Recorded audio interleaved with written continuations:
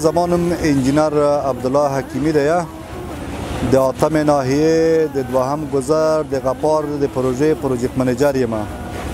نو لیلا الهام د خوشبختانه چې دغه پروژه په 380 متره لینت و او 2 متره د سرک عرض و چې د دوی چارې 2 ورځې مکمل چارې وروسته 2 ورځې نه کمپلیټیږي تکمیلیږي یعنی کانکریټ یې اوس پلن روان دي چې تقریبا یو 140 متره ساحه د کانکریټ پاتې ده سبا ته د خیر موږ چې کله کانکریټ کار شروع کړو سبا ته کانکریټ په مکمله توګه تکمیلیږي نو د دې نه وروسته یوه ورځ به موږ د ساحې سایټرینینګ یا صفایي کوو وروسته د هغو نه به پروژه ګټې اخیستنې ته سپارل کیږي په دې پروژه کې 100 نفره غیر مسلکي کارګر او تقریبا د 1500 نفرو په شاوخوا کې مسلکي کارګر کار کوي نقطه د تیم نایه په ساحه کې موږ کار کوو د خیر سود ما وظیفه پلان دغه ماشین دی چې د جری پکې کار وو نو بیا در 2 بجو پر موږ د کار دوام لرو سره در 12 بجو 1 بجې پر کار وکړو بیا زول موږ کوو جماعت کوو چې راځو بعد 1 بجې څخه بیا خپل کار ته دوام ورکوو در 2 بجو پورې ډیر خوشاله بیا د خوشاله په دې خوشاله چې د غلا او د نشي توغو د نور کارو څخه راخونجي د لیمداد خپل مزدوري د مثلا مزدوري راکې سره نو دا هیله مو د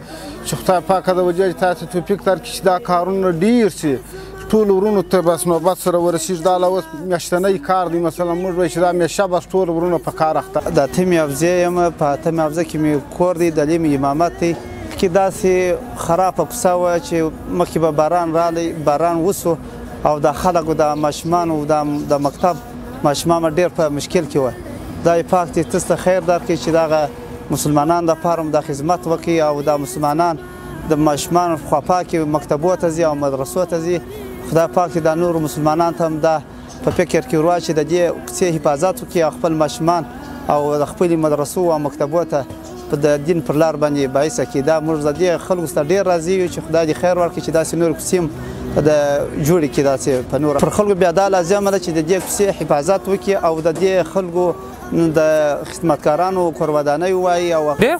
ډېر خوشحاله کوو دلته دوړې بیا وکړه دغه بیا وکړه اورې اوس نه دوړې سره وکړه اوبه سره وکړه دغه سره وکړه ډېر ښه دغه وکړه ښه پوخ سره وکړه ښه کوڅه دغه سره اورې ښه دا من دغه ځای دې وکړه خلک سره خوشحاله دې وکړه اورې کونړیان سره دغه دې وروره ښه سلک ښه برداره سره ښه پوخ سره وروره ډېر خوشحاله وروره